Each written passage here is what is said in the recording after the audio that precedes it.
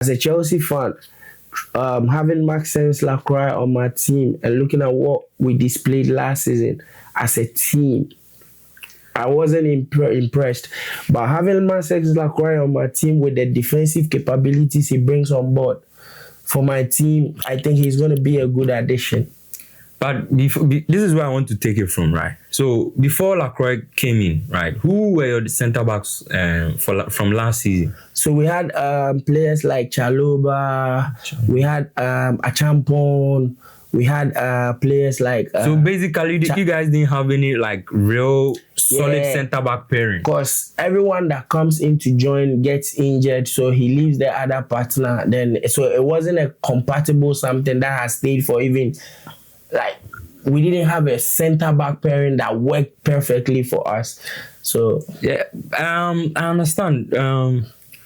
Lacroix is not Nesta, he's not Puyol, but he's still a quality signing, right? But what I need to understand is basically, if you look at Xabi Alonso's system, he plays with a 3 centre-back approach, right? Okay. So it means that he's going to be your integral. Yeah, he's going to be your guy. Yes, he's going to be our member, our correct guy for the middle. And then who else do you have on your right and on your left? Who's going to play alongside him? Okay, so we have Levi Colwill on the other side. Yeah. And if you ask me as a Chelsea fan, I would like Rhys James on the right centre-back position. Yeah, right. You lost Kukuera to Real Madrid, not to rub it in your face, but yeah, you get what I'm saying. Yeah. So Levi Colwill, I'm not too convinced. All right. The guys, he hasn't. I'm not saying he's not quality enough. All I'm saying is he's not been consistent enough. Did you watch him when on his stints at Brighton? I watched him, but since he came to Chelsea, he hasn't proven enough for us to see. Because he was injured. That is what I'm saying. He's not been consistent. There's no doubt about the guy's quality, right? But when you come to Chelsea, it's hard to judge him because there is not enough to go on. Like, not enough data to judge him on, right? Yes. But let's give him the benefit of the doubt. So you have Levi Colwill and then you have Rhys James possibly on the right side. Centre back.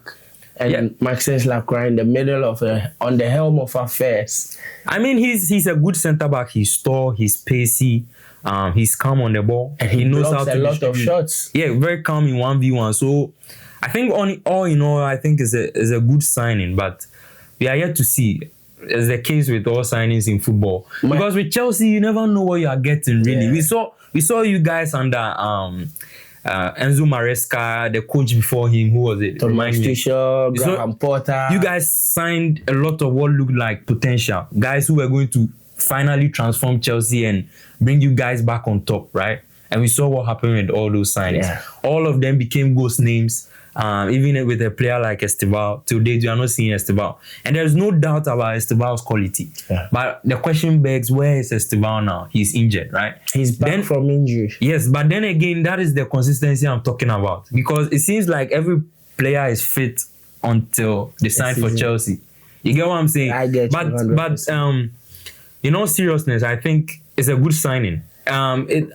52 million pounds. Yes, 52. I think it's a bargain because looking at today's transfer market and a player of his quality, I think sometimes he can be easily estimated for over 100 million. So to get him for a defender, I think 70 would be a cool figure for him. Now, it doesn't really matter because whether you're a defender or not, your price is the EP or is the Prem, bro.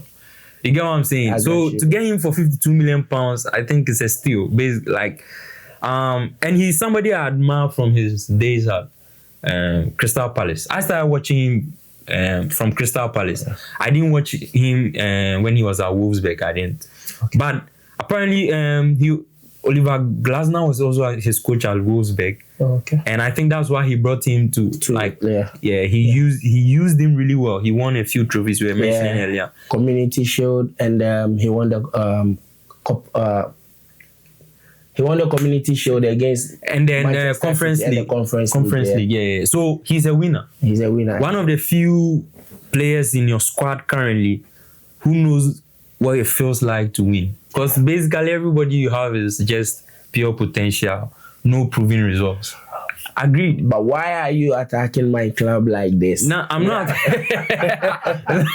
No, don't take it personal. I'm not attacking. I'm just trying to be. I'm just trying to be. Yes, just trying to be objective. Because if you take a look at that back line, Levi Colwill doesn't know what it means to win. I don't know. Did he win anything? He's part of our Club World Cup. See, yes. What role did he play in that? Because he was injured. Again, that is it. We don't see. This is it, right? You can be Lionel Messi, you can be Cristiano Ronaldo, but if you cannot play 2 months, right, without getting injured, nobody knows the quality you have. He was in the final of the FIFA Club World Cup, but he didn't play that much of a big role. He played in the final. He gave an assist. Okay. Assist to go. Well, Cole Palmer. Well, I get it. And Jordan Henderson to Chelsea, questionable, right? Because of his age and a whole lot. Personally, I'm not too against that signing. Yes. Too much against that signing. Danny Welbeck to Chelsea is also questionable, right? But so far, this seems like this signing, right? The Lacroix signing seems like the most reasonable choice. Looking at it from a neutral point of view, it seems like the most reasonable signing you've made yet, right? So me, I'm happy about it. I couldn't care less what Chelsea does. It doesn't matter to me anyhow. But I still think that Xabi Alonso is onto something, really. Yeah. It's hard to justify the signing, the Welbeck signing, as I said. But if you look at what he's doing, it seems like he's signing really specific players rather than just going for names. It looks like he has a very clear vision on how he wants his team to play, and he also has a very clear vision on the personnel he needs to execute that vision. So I think Lacroix is going to be a very commanding figure in that centre back. So with Chelsea currently, all I can tell you is we need commanders in our team. Yeah.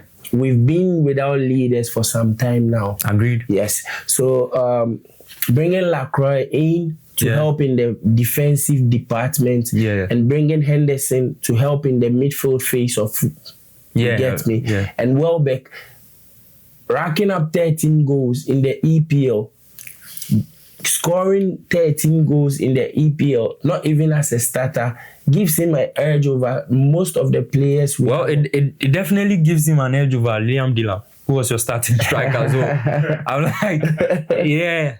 So I'm like, it couldn't be that bad of a signing if the alternative you had was Liam Delap. But currently Liam Delap will be leaving, so I think. I think it's far too long. He should have left in the middle of the season. So let me give you our give it to me. Something like a rough phase of our lineup for next season. It's me. Sanchez is not the best for my team currently because we've given him enough time to prove himself and he's not doing it. So give me He's not doing it really? Yes. Give me Mike Penders in post. Mike Penders? Yes. He's inexperienced, but I love Mike Penders. With the height, he's showing me attributes of Courtois. Okay. So he's giving me they are still hung on. He's giving me Courtois vibes. Yes. So I would love someone, Mike Penders, to be in post for me currently because I've not made any statement out there that I want any goalkeeper of that. Okay. Yeah. So it means that your starting goalkeeper, Mike Penders. Have you signed him yet? Not yet. Yeah, he's with us. He's with us. As a signer or a loanee? He's with us. He's our goalkeeper. Our permanent. So what is his name again? Your first goalkeeper? Yes, the one who Sanchez. Sanchez is relegated as to second goalkeeper role. Right now, I am telling you what I prefer. What you prefer? As a Chelsea. And in centre back, you have Levi Colwill, Maxence Lacroix, obviously, and Reece James. But you see, this is the problem I keep having with Chelsea, right? And the personnel you have. These guys can't seem to stay fit. Then you have Reece James, Reece James. A fit Reece James, right, would have been Ballon d'Or worthy, Yes, we all are aware of this. Nobody can dispute Reece James's quality. But the question begs, can he stay fit? I haven't seen that guy play for a month consistently without getting injured, at least without getting a small knock somewhere. So, ideally, if you want to be an idealist, you can put Rich James there. But realistically, if you want to be pragmatic, you know that Rich James there's a huge question mark on that role. So my question now to you is, say Rich James is out injured, who do you have available to replace him? Wesley Fofana. Wesley Fofana, it's in the squad. Like, he will replace Rich James anytime he's injured at the right centre back position. Okay, so now let's go on to midfield, right? So Caicedo is not going anywhere. So let me give you my flanks. For my flanks, I have my 2 and 3s. So this is just to be clear, system. This is a 3-4-3 system, right? 3-4-3. That's what we know Xabi Alonso. Yes, 4. Okay. So the 4 in midfield. So the 4 in midfield is gonna be Marco Palestra on the right wing. That is a new signing, no? Yes, he's very good. Tell me a little about him, because I'm not too familiar with this game. He won the best player in the Italian Serie A. He played for Cagliari, right? Cagliari. That is impressive. And he's what's his natural role? Best player, Best young player. Okay. What was his role? Right wing. He's a right wing back. Yeah. Okay, and then on left wing back. On the left wing back, I have Hato. Yeah. Okay, and in the midfield, Enzo and Caicedo. So in the midfield, I have Enzo and Caicedo. Then for the attacking department, I have Morgan Rogers on the left. Yeah. Who will be cutting in and giving me the hala balloons into the post, which you will be proud of. I mean, it's a good goal. Like, a good goal is a good goal. We are always, as football fans, we always want to see a good goal. So I can't complain much. And who plays? Okay, you have Danny Welbeck in that role, right? No. So that's where you get it wrong, because João Pedro is our main starting striker. Okay. So, now it makes sense now. So, Danny Welbeck is more of like come in and help us, add to the squad depth. Yeah. Okay, then if you think of it that way, it's not really a bad signing as I initially thought, right? Yeah. And who do you have on the right wing? On the right wing is gonna be the Cole himself, Cole Palmer. So now he's playing like as a right winger. Yes.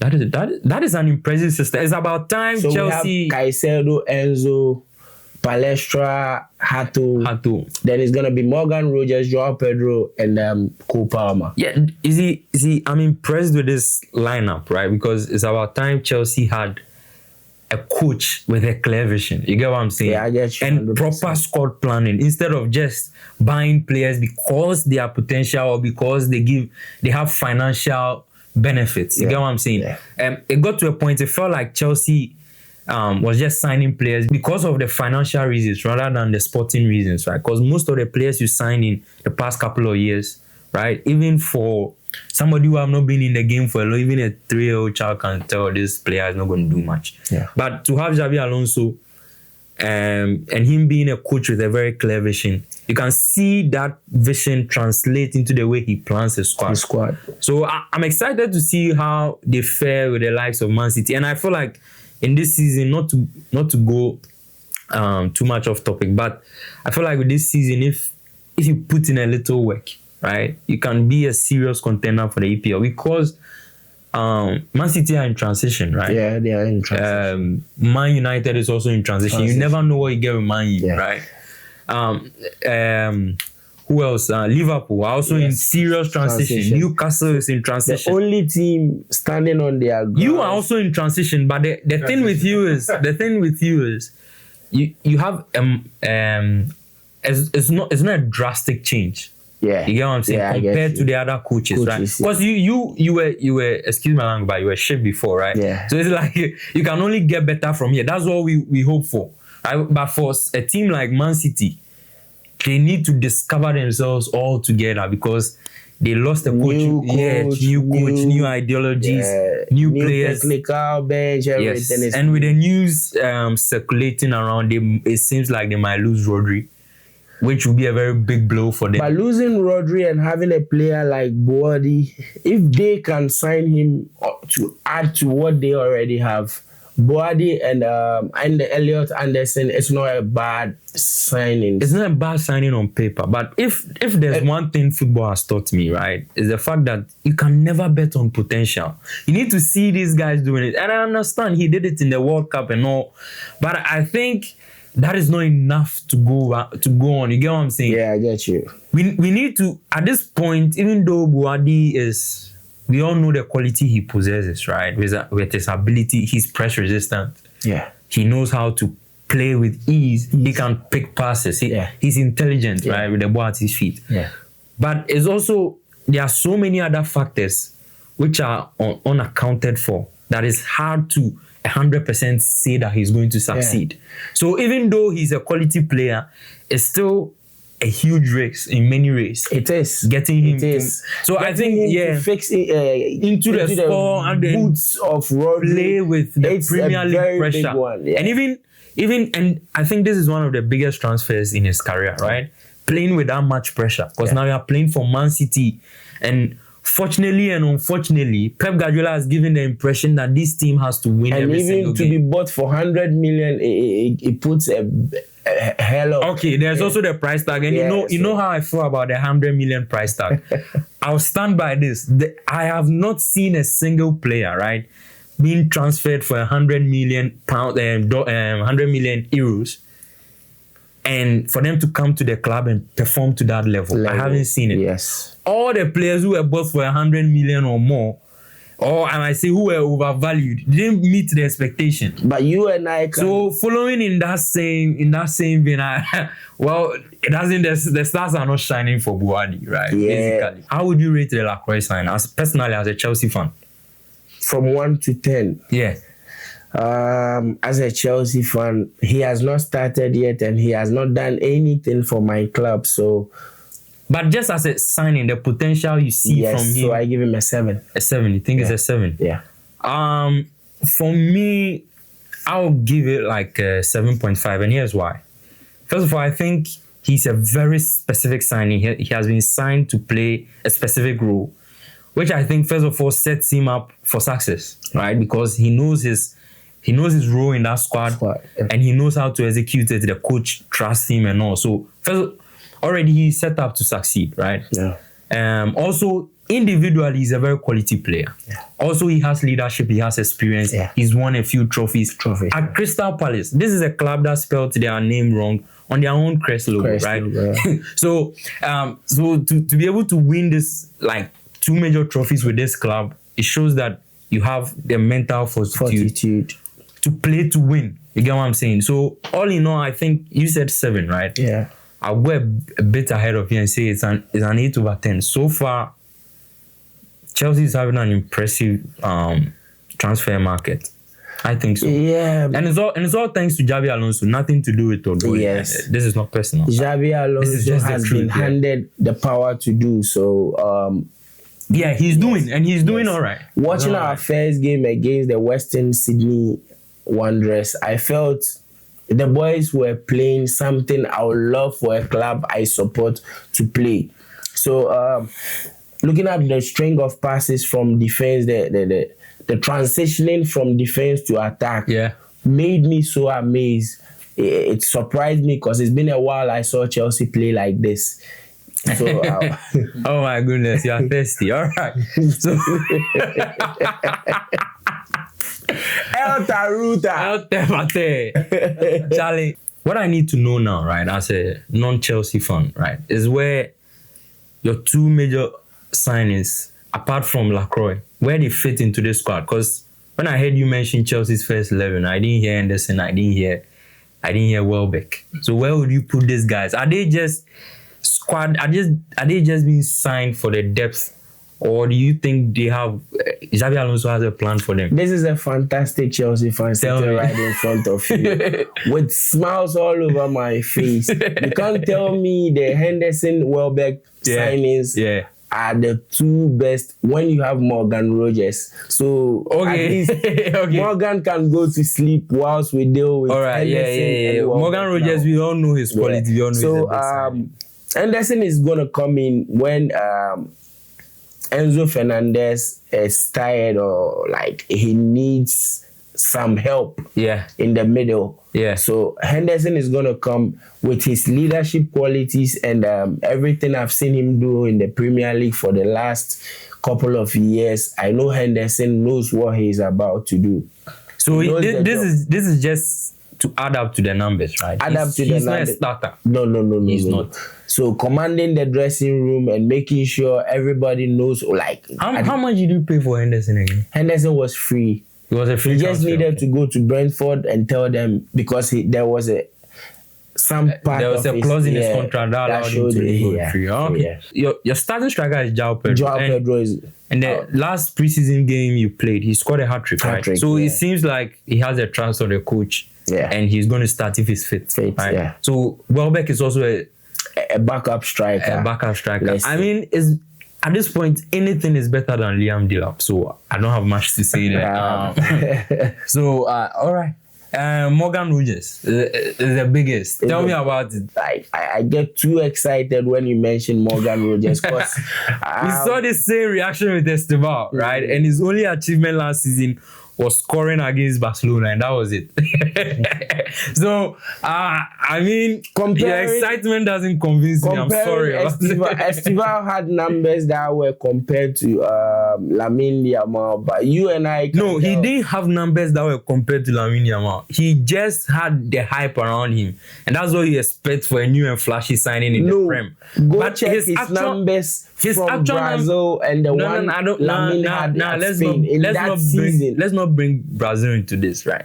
But that was the individual doing it. It wasn't the club doing it. Since he came to Chelsea, a high-pressure league with higher stakes, he was throughout. Exactly, bro. We are all playing and you decide to get injured, bro. I don't care. If Lamine Yamal gets injured, right, and ends the season with just 3 goals to his name, you're not going to accept that as why? No, this is what I'm saying, right? I get your excitement, but I need a little more than just excitement about Morgan Rogers. I need you to tell me very clearly why you think Morgan Rogers is a good signing for Chelsea. Because with Morgan Rogers, he has we also added the Aston Villa set piece coach, and we signed a couple of tall players. Yeah. So working on our set pieces and other things, Morgan Rogers adds up to, and he's good with his feet from high pressing. Like he can beat the press. Yeah. During those moments when you need someone to just come out with the ball and do something magical. This is Morgan Rogers for you. He will give it all to you. He'll make the team look so sublime. Tell me about this, bro. But what does he add? Is he the kind of player to give you 20 plus goals in a season? I think the answer is no. We all know. Yes, the problem here is it's a shared responsibility. But you still need a Lewandowski, a Kylian Mbappe. But he's not a striker. You still need an Erling Haaland, somebody to come in, and when the going gets tough, you know that I can count on this guy if you want to give you at least a goal or two. If you look at Xabi Alonso's record with Leverkusen, he never had that player. That kind of player. Theoretically, he had Victor Boniface. Yeah. But the guy was as fit as Reece James. Yeah. So in terms of numbers, what that did basically is it distributed goals across players. If someone's is absent, it doesn't affect the team. Yeah, and I think that's a strategy. It's not something. It's by design, basically. Okay. That is fair. That is fair. But yeah. But you think he's going to be the man to finally send you to that send level? Us to the give you the ability to compete in the tough European nights. But speaking about tough European nights, I don't think you're in any European competition next season. This is where we... Bro, I saw an opportunity. There was no way I was going to take it. But okay, he's going to suffice against Bournemouth and the rest, Coventry and the rest. The camera content. One at a time, you know.